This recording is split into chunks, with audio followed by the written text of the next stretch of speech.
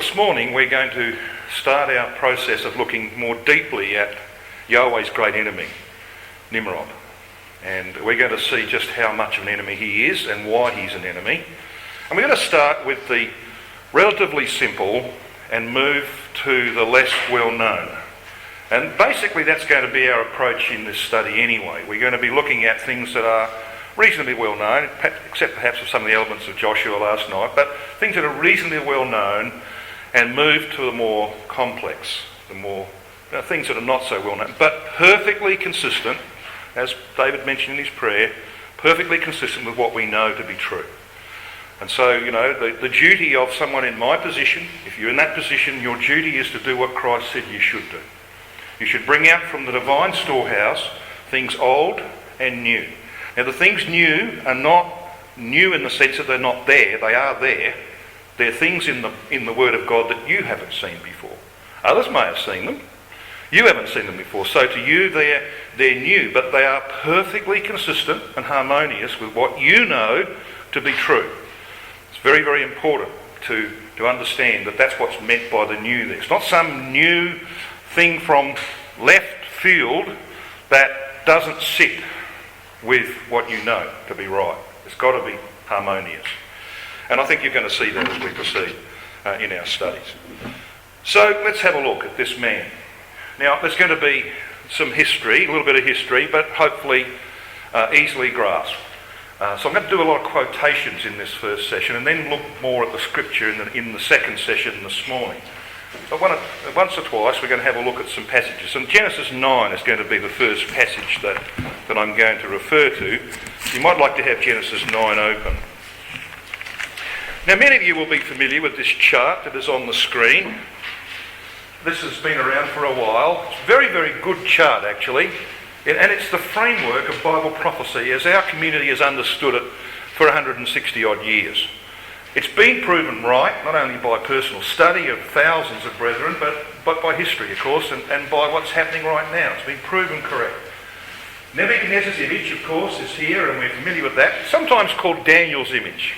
I just make that point. It's not Daniel's image. This image is about the kingdom of men. Daniel wants nothing to do with this image.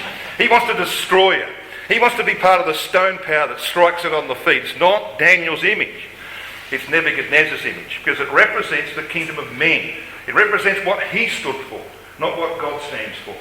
And so here we've got Nebuchadnezzar's image, and of course we know that while that is all about history, the unfolding of 4 world empires over time, it's not what it's about. Nebuchadnezzar's image is there to speak about the latter days. Oh yes, it's true that there would be 4 world empires.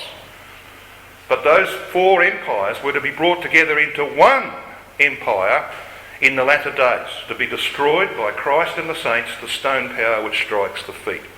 We're going to have a bit of a look at that. Now that's old, isn't it?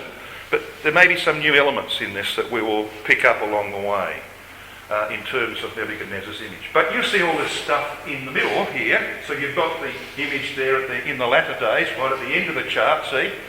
Well, here's your history. You have the Lion of Babylon, the Bear of Medo-Persia, the leopard and goat power of Greece, and then you've got, of course, the 4th beast, the probably some kind of crocodile-type creature, the Roman Empire. But then this flows off into the apocalyptic symbols. The symbols of Daniel go to the apocalyptic symbols that we'll come to in due time in our studies. We're going to see this pattern, as the word was used, this pattern of divine prophetic foretelling of what's going to happen and what, of course, has already happened in the history of those empires. So that's the chart, and we're going to be referring to it on the odd occasion as we proceed through with our studies. But let's take this just a step further. Let's have a look at these empires. We're familiar with the Assyro-Babylonian Empire because it was in fact that. And we're going to see from Daniel 7 a bit later on, it went through 2 distinct phases. There was the Assyrian phase and there was the Babylonian phase. Well, who established the Assyro-Babylonian Empire? Nimrod. Goes right back to Nimrod. Way back to the beginnings of the book of Genesis, as we're going to see. He was the founder of that empire. Now, in Daniel 7, and maybe I misled you, but let's have a look at Daniel 7 before we look at Genesis 9. We'll come back to that in due course. In Daniel chapter 7 we have, of course, the 4 beasts. Now, just on a very simple point, why is the kingdom of men represented in Daniel chapter 2 by the figure of a man, but in Daniel chapter 7 by the figures or symbols of beasts? Does anyone suggest why that would be the case? Yes, Chris? Because God sees the kingdoms. Man sees the kingdoms of men, and God sees them as animals. Exactly. So man sees himself as big, like an image, huge, terrible in its appearance. God sees men as beasts. So when you see in Daniel chapter 2, and we'll have a look a little later on in our studies at Daniel chapter 3, and we'll see how Nebuchadnezzar saw himself, because he made an image all of gold, remember? That's how man sees himself in all his glory. But when God looks at men and the nations of men, he sees them as wild beasts, and that's of course what they are. Now in Daniel 7 at verse 4, we read concerning the Assyro-Babylonian lion these words. The first was like a lion, and had eagle's wings, and I beheld till the wings thereof were plucked, and it was lifted up from the earth and made stand upon the feet as a man, and a man's heart was given to it. Okay? So what happened was that there were 2 distinct phases in this empire. There was the Assyrian phase. This is the winged phase, and of course this imagery, if you've been to the British Museum in London, you'll know that there's tons of this stuff there, of the winged lions. A wing, of course, in Scripture is a symbol for the spreading of armies, the control that you exercise by armies. Of course, the Assyrians were known for spreading their armies across that region and taking control, viciously taking control of that area. So they were ruthless. You've heard about the Assyrians, and Gog, of course, is likened to the Assyrians, isn't he? Gog's treatment of people, the people in the land of Israel and those who come to that land to fight him, is going to be even more vicious than what we've seen from ISIS. The Assyrians used to smash the heads of babies against stone walls in the front of their mothers and then kill their mothers. So that's the kind of treatment they dealt out. So when Gog comes into the land, expect to see some horrible things. From your perspective as a saint then, expect to see some horrible things, because it's going to happen. Because Gog is the latter day Assyrian, and his treatment of God's people will be no different in our time than it was in the past. So this is the Assyrian phase, a brutal, ruthless phase.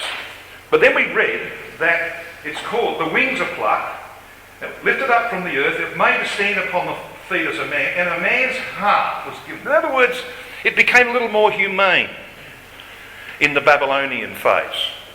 A little more humane, okay? And that's why you've got this imagery which comes from the Ishtar Gate in Babylon. A lion just walking like a lion, hasn't got any wings, but it prefigures that fact that there would be this switch to a more humane approach to the nations that Babylon controlled. Not that they were treated all that nicely, by the way, anyway, but it was a little bit more humane. So here is the man who founded that empire. And we saw his name yesterday, and we looked at that. We won't go through this in any detail again, but we saw that this is the only known depiction of Nimrod that they've found, and that his name means the rebel, or we will rebel. And we're going to see that rebellion revealed in our studies, the first 2 studies today. Now back in Genesis 10 and verse 8, we read that Cush begat Nimrod. Now it's of course fascinating, even though I must point out that this phrase, Nimrod being Cush, is not actually the exact Hebrew in Genesis 10 verse 8, so don't make that mistake. But in fact, it's true that Nimrod was the son, the Ben, of Cush. Just happens to have a numerical value of 666. Now I don't think that's accidental. I think that's probably intended to be the case, and we're going to see this number 666 come out quite frequently. Nimrod, there's the numerical value. You're aware, of course, of gematria, the principle of gematria, both in the Hebrew and the Greek. They are unique languages in the sense that they have a numerical value for each letter of the alphabet. Now, we don't have this in English. A doesn't represent, A is the first letter, but it doesn't represent one, but Aleph does. So, in the Hebrew and in the Greek, each letter of the alphabet has a numerical value. So you can work out the numerical value of every word, every phrase, every sentence in the Bible, in the Old Testament and the New Testament. And Nimrod, here's the numerical value. This is the letters of his name, M-R-R-D, there's no vowels, and it adds up to 294. Ben, there it is, 52, and there's Cush, 320. It happens to be 666. So it gives you a little bit of an idea where that's heading, because you can see from that very plainly that Nimrod he's the founder of the papacy. And the number of the papacy is 666, as we know from Revelation 13 verse 18. Here is wisdom. Let him that hath understanding count the number of the beast, for it is the number of a man, and his number is 666. It's the number of a man. And Nimrod founded what? The kingdom of men. So it goes right back to him. Now, we looked at Cush last night. I'm not going to go through that in any more detail, but I need to put that up again, because remember the principle of Micah 6 verse 16, for the statutes of Omri are kept, and all the works of the house of Ahab. So Cush was the great prophet of Babylonianism. He was the man who put together the catechism, the belief system. He was the man who made the plans, but it was Nimrod who carried them into effect. And he brought about reality on the ground. Just like it was in the case of Omri, who was the statute maker. He was a pretty busy man, Omri, by the way. He bought the hill of Shema and built the city of Samaria, and he reigned for 12 years. He was a pretty busy man, but he was busier as a founder of ideas. He was an ideologue, the man who put the ideology together. And it was Ahab that promoted it and brought it into existence, especially in regard to bringing in Baal worship into Israel. So there's your principle that we saw last evening. Now let's have a look at Genesis chapter 10 and verse 9. So back in Genesis 10, we read in verse 8 that Cush begat Nimrod. I'll get there. Verse 8. Cush begat Nimrod. He began to be a mighty one in the earth. He was a mighty hunter before Yahweh. Wherefore it is said, even as Nimrod, the mighty hunter before Yahweh. Now, I think most of you are aware that when you read things like that, where there's a duplication, there's clearly an emphasis, God wants you to sit up and take notice. He's telling you, I want you to take notice. There's something very important about this man. And so we need to ascertain what that is in this statement that is made here in both verse 8 and verse 9. That he began to be a mighty one in the earth. He was a mighty hunter before Yahweh. Now this word before is pani. It means in front of, or before, or to the front of. In the presence of. In the face of. Or at the face or front of. That's the meaning given in the Hebrew lexicons for this word pani. And we're familiar with that, most of us. So what does it mean? Does it mean that he was just there in the vision of God, that God saw him? Or does it mean something more? Well, it means something more. And we're going to see what that means. Keel and Dalish, in their commentary on this section, say, in the face of Yahweh, which is how you would render that literally, can only mean in defiance of Yahweh, as Josephus and the Targums understand it. So this is not about someone being in the presence of God. Like, I'm out here, and you're in my presence, you're in front of me, okay? I don't mean that. This is talking about Nimrod being in the face of Yahweh. We use that phrase, don't we? People get in your face. In other words, they oppose you. They come at you. Well, that's what this is about. Nimrod was a challenger of Yahweh's authority. In fact, he usurps God's authority. He usurps his power. And he becomes, as a result, the first God king upon the earth. The first man worshipped as a god. And he establishes the kingdom of men on the basis of that fact. So let's have a bit of a closer look at what historical records say. Now here's the Targum of Jonathan. Now I'm not terribly familiar with the Targums of the old Jewish writings, but I've read a few of them. And people have picked the eyes out of them. And here are some quotes from various records, including Josephus. The Targum of Jonathan says, "From the foundation of the world, none was ever found like Nimrod, powerful in hunting and in rebellions against the Lord."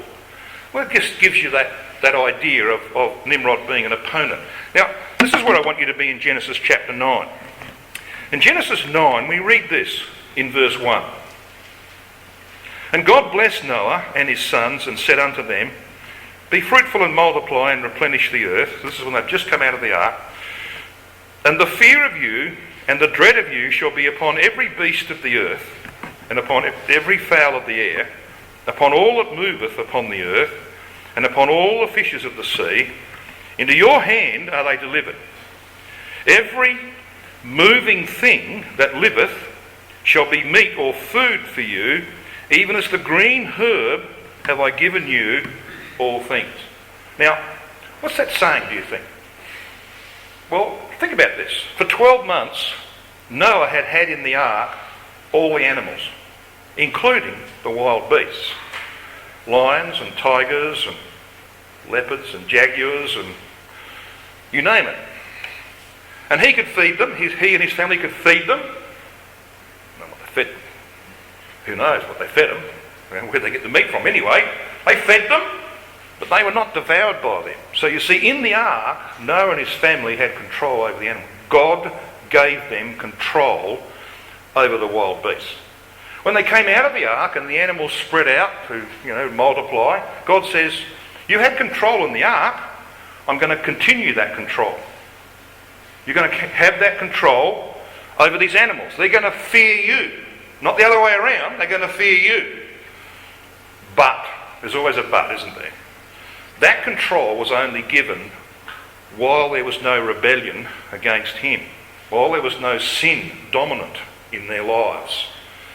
When sin returned, and of course it returns at the end of Genesis 9, doesn't it?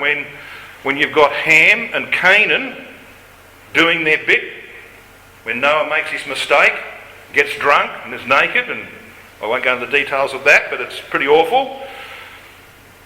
That's when sin arose back. Guess what God did in due course? Having given them control over the animals and having the animals fear humans, only because sin had been eradicated from the earth, when sin returns, the wild beasts return to their savagery of men. And we know this is true. I'll ask you a question. We've just read it in our readings in 2 Kings chapter 17. When the Assyrians took the last 28,000 people out of the land of Israel and took them off to various lands and replaced them with 5 nations who they brought from various parts of the then known world, and they became known ultimately as the Samaritans, what was their problem when they came into the land of Israel? Anyone know what their problem was? Yeah, the wild beasts, the lions, rose against them. Why? Well, they concluded it was because they didn't know the God of the land. So what was their answer? Yeah, so they brought a prophet of Jeroboam in, which doesn't really sound like a great way to go to me, but anyway, they brought a prophet of Jeroboam in, a priest of Jeroboam I should say, and he taught them the God of the land. I'm not sure he knew much about the God of the land, but anyway, at least there was an acknowledgement of Yahweh. And so the wild beasts were tamed to some degree. The problem was resolved. Okay? Got the idea of that? So where there's ignorance and rebellion and sin against God, he causes the wild beast to rise up again. Even a man, the man of God from Judah, remember him? He came with a message, but he didn't obey. What happened to him? A lion killed him. So you can go through. What about the man in 2 Chronicles 20, where you have the record of Ahab defeating the Syrians, and then he releases Ben-Hadad and makes him a friend, and etc. What happens to the man that the son of the prophet smites or wants to be smitten by? He doesn't do it. A lion rose against him. You can go through the scripture. You'll find that that's what happens. So what happened here in Genesis 9 was that God ultimately had to take away that control, and the wild animals rose against them. But there was a man who had an answer, and his name was Nimrod. He was a mighty hunter in the face of Yahweh. In other words, he said to his people, look, the wild animals have risen against us, but don't worry about that. I'm going to go out and hunt them, and I'll do more than that. We're going to see what he did. I'm going to protect you from these wild animals. And he did that. And so the people looked at him and said, well, that's what God did for Noah and his family. He protected them, he gave them control, but that was taken away. But now this man has restored the control. He must be God. So they began to worship Nimrod as God. Do you know, it's a historical fact, that the Assyrian kings got and maintained their power by one single means. They had to be mighty hunters. And that's why when you go to the British Museum, for example, and this is what they call a frieze. It's like wallpaper, but it's in stone. If you go to the Assyrian section in the British Museum in London, you will see the walls are covered with these friezes that have been taken from the palaces of Nineveh and Nimrod, way back in the 1800s, by Layard and others, and in the early 1900s. They brought these back and put them in the museums. You find them in the Museum of Istanbul, for example. You find the Ishtar Gate in the Museum of Berlin. So that there's evidence there taken from these ancient cities. And nearly everyone, I was amazed, nearly every single depiction of Assyrian kings has them killing lions. And you see all these, this lion's got a couple of arrows in him. There are others where there are lions sort of with their legs up in the air and stuck full of arrows. There are friezes where the Assyrian king is off the chariot and he's fighting a lion with a sword.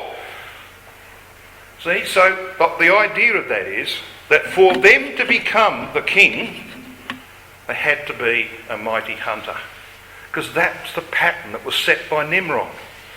He challenged the authority of Yahweh. He usurped the authority of Yahweh over the wild animals. He quelled them. He got rid of the danger, so they worshipped him. They made him their God king. And that's how his successors continued to maintain their power. Got the idea of that? Is that reasonably plain? Well, it's very important to understand that, because this is how he does become a god. Now I want to take you to what's called the Gilgamesh epic. Anybody ever heard of that before? Gilgamesh epic. This here is the 11th tablet of a series of tablets that were found in the ruins of these ancient Assyrian cities, which they have, of course, been able to decipher in more recent times. And this Gilgamesh legend is actually all about Nimrod. And we ask the question here, is Gilgamesh actually Nimrod? Well, we want to demonstrate that in fact it was.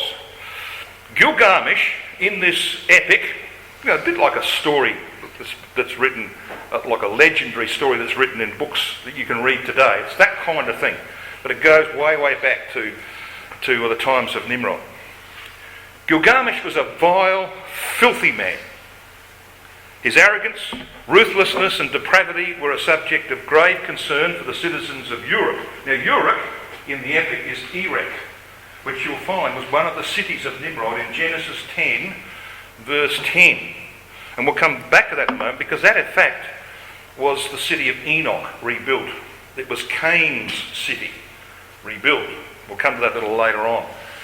They sought to distract his mind from the warrior's daughter and the nobleman's spouse, whom it appears he would not leave in peace. Now, I don't know what you've observed about human rulers, even in modern times.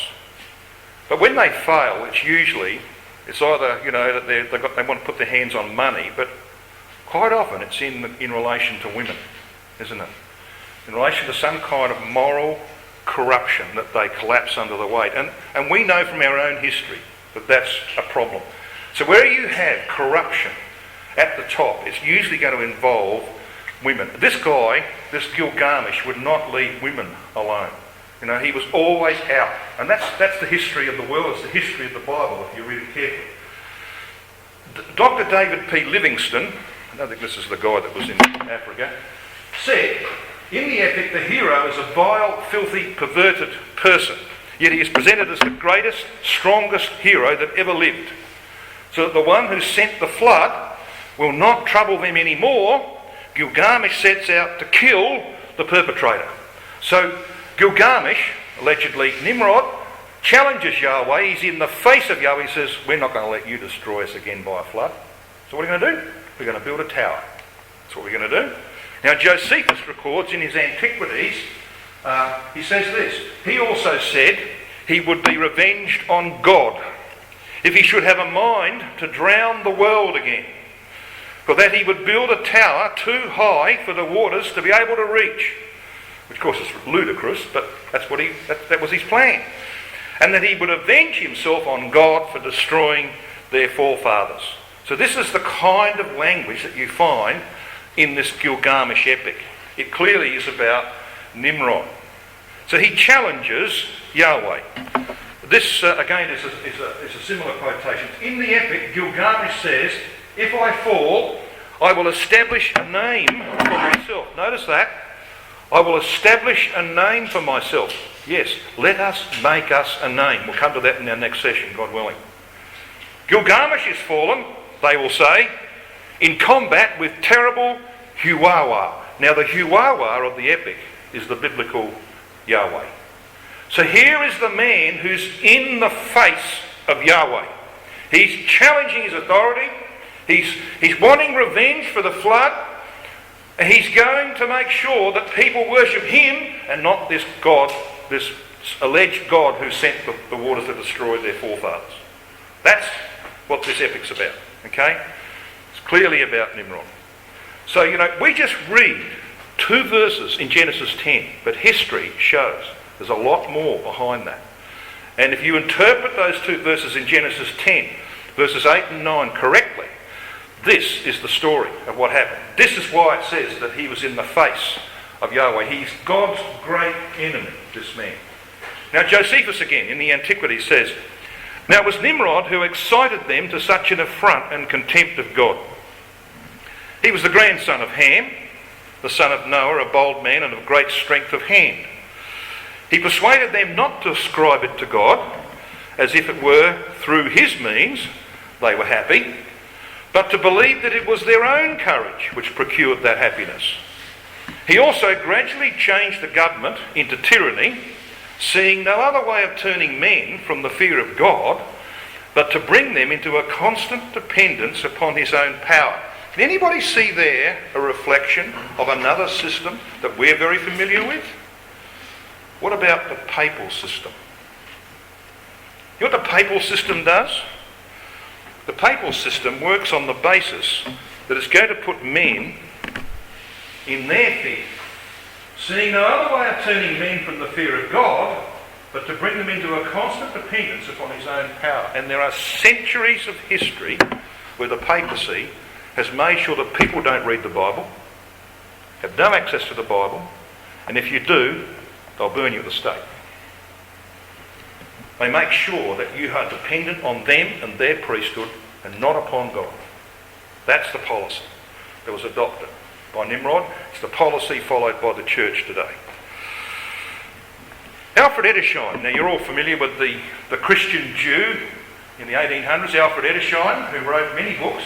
In his Bible history of the Old Testament, he said this: even Josephus, the ancient Jewish historian, regards Nimrod as the father of heathenism, the characteristic of which is to find strength and happiness in sin and not in God.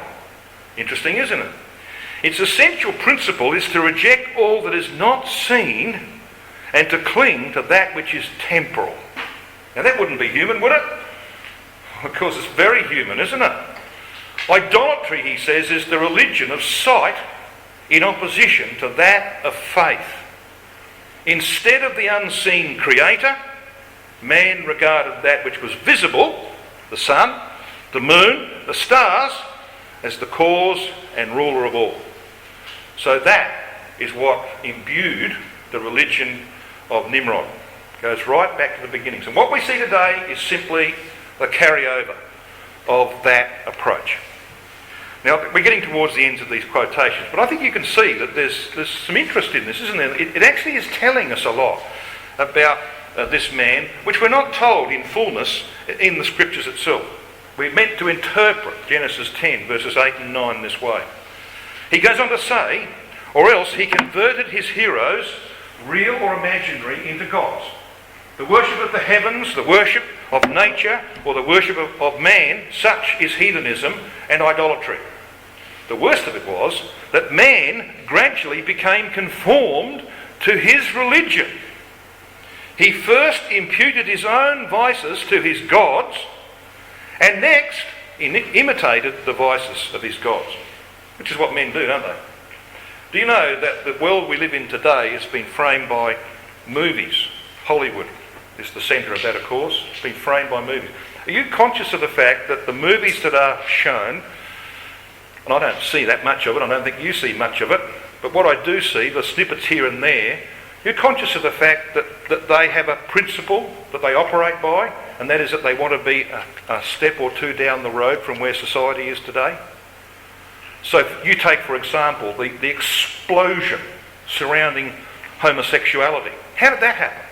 Well, because you see, even before it became something that people pushed in society, the movies began to depict it. The movies, the soap operas on television, they were a step or two down the road. And they are promoting that, see, and when people catch up with them, when society catches up, they go another step down the road. Do you know that now in America, not only do they have gay marriage in some states, they're now pushing for multiple homosexual marriage. Not just two of the same sex, but 3 or 4 in the one marriage contract. It'll be on your television pretty soon, because they're pushing that wheelbarrow down the road. That's what happens in the world today. That's what happened in the past. So we've got man gradually becoming conformed to his religion, whatever that religion might be.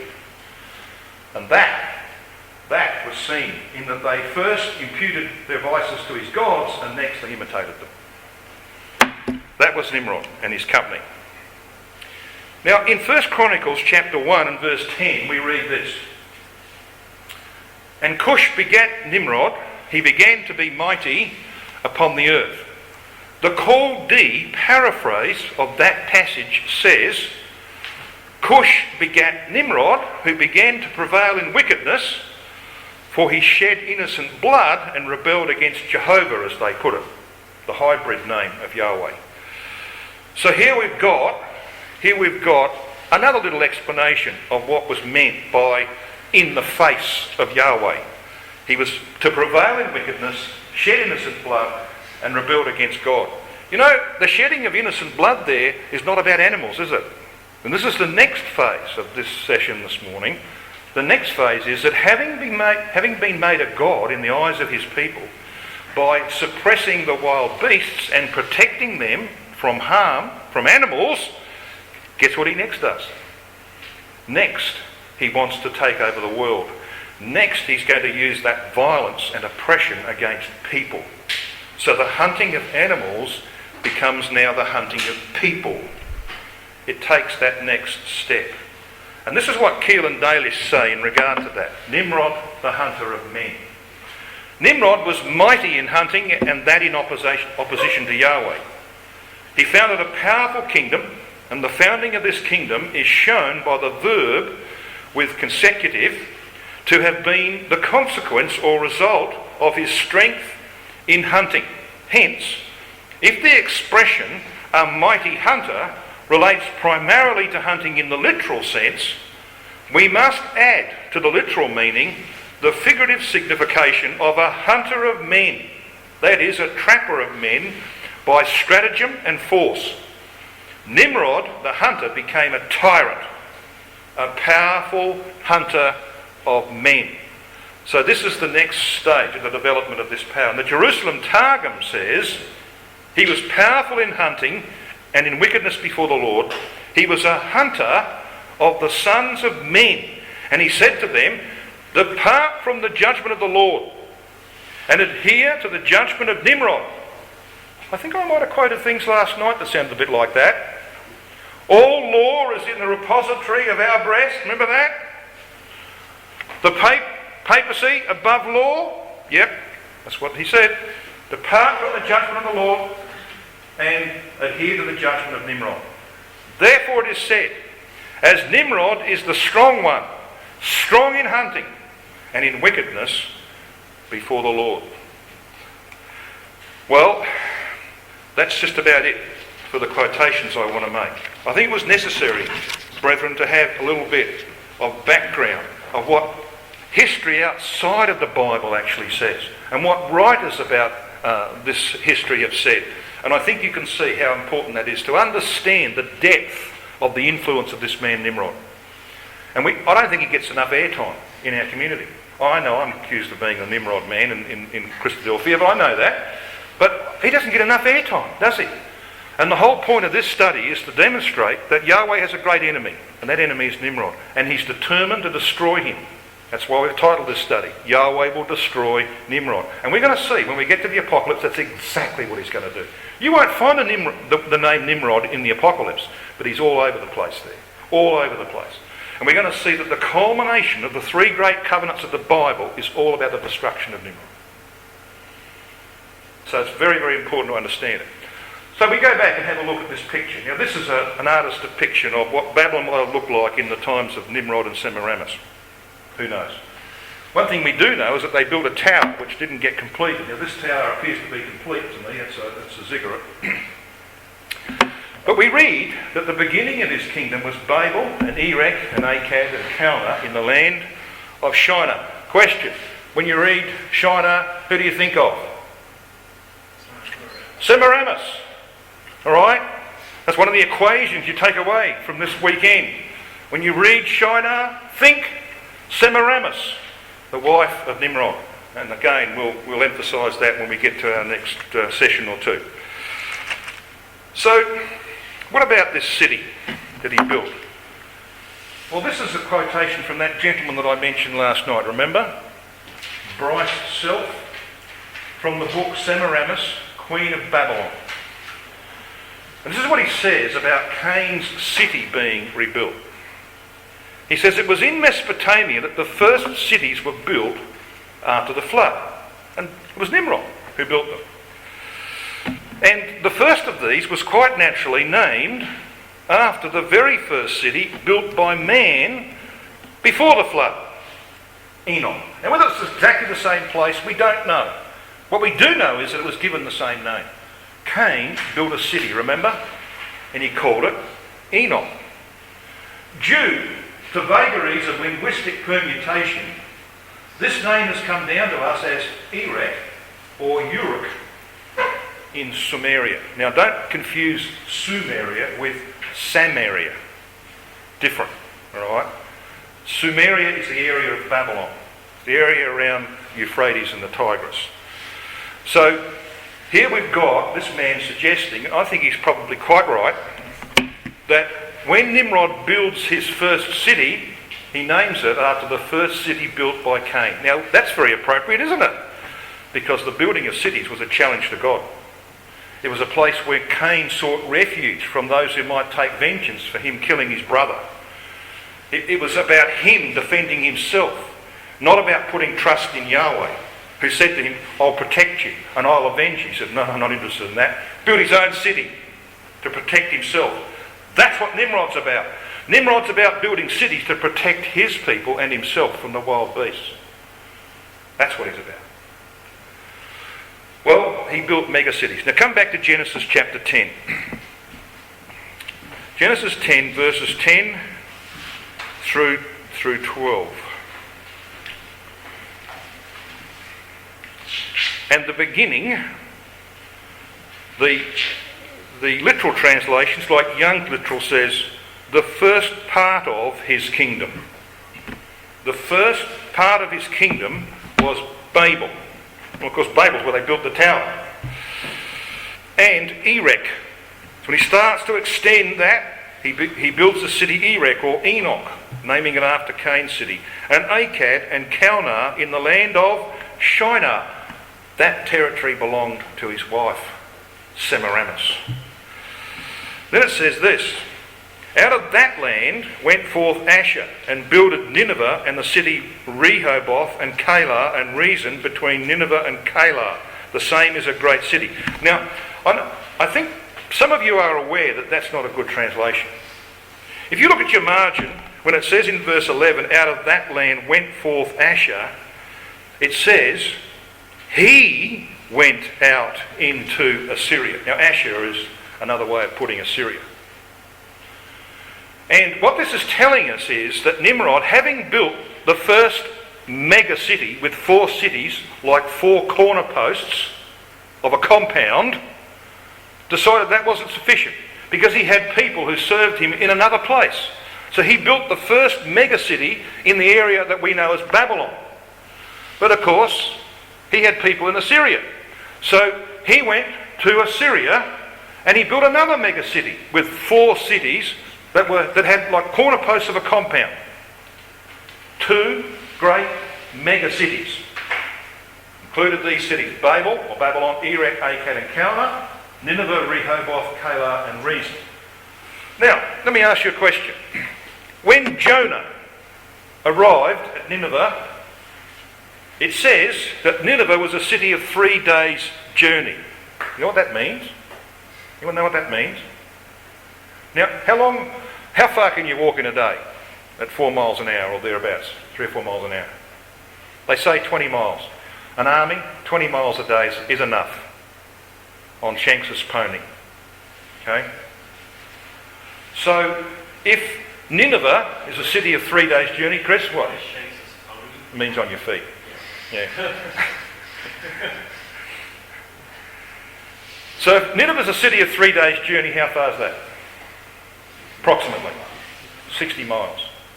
Now, do you think that the city of Nineveh was 60 miles wide? Is there a city in the world today 60 miles wide? Well, in Queensland, we have housing, solid housing basically, from the Gold Coast to Noosa. It's 100 miles. Okay? But, it's not one city. It's a collection of communities. There isn't a city on earth today that's 60 miles wide. So this is not talking about a complex of houses that's 60 miles wide. This is talking about a compound. Now just take the screen as looking down. Let's just look down upon this area. Let's just say, for argument's sake, that Nineveh is down here in this corner. Well, these other cities that are mentioned, Rehoboth up there, Calah up there, and Rezin down there. On each of the corners, there's a city, like a corner post of a compound. So what do you do then? Well, you build a wall between each of those cities. So you keep out wild animals. Plenty of room for crops inside. No one's going to harm you. No lion's going to come and catch you in the field because there's a fence, there's a wall around it. Just like the Chinese built the wall to keep out their enemies, the Great Wall. You build a wall to protect yourself from your enemies. That's what he did. He built these 2 huge compound megacities to protect his people. No wonder they worshipped him as a god. They lived peaceful lives. They could do what they liked and wild animals wouldn't bother them. God was cancelled out. He could raise what he liked against them, but they couldn't get it past the walls. So Nimrod protected them. So what do then? You worship him as a god king. It's the first human god, the God of the earth, the first king of a kingdom of men. Got it? That's what we're being told here in Genesis chapter 10. Very, very important. Well, what's God's answer? Now we're going to deal with God's answer in our next study shortly, God willing. The earliest Babylonian kings bore the title 4 races. I don't know where they got that from, but that's what they were called. 4 races. He had 2 mega cities, each with 4 towns. Okay? When God called Abram and developed from him Israel, the nation was marked by 4. There were 4 mothers for the 12 tribes. There was a 4-square encampment when Israel came out of Egypt, from Sinai onwards. There were 4 standards. There were 4 corners to the camp of Israel. I don't need to tell you that the city that comes down from God out of heaven is like the most holy place. It's a perfect cube. God has an answer for Nimrod. He can build mega cities to make himself a god in the eyes of his people. But Yahweh would start with one man called Abram, and when he's finished, he's going to have a perfect mega city. Guess what? You and I will be in it, protected from the great enemy that we've got, the nature we bear, the serpent who will be destroyed. But it's the serpent that's being manifested in Nimrod. So there we are. We're going to have a look, God willing, in a moment, at what happens at the Tower of Babel, the confusion of languages, and God's answer to that, both in the short term and the long term. Thank you, brother.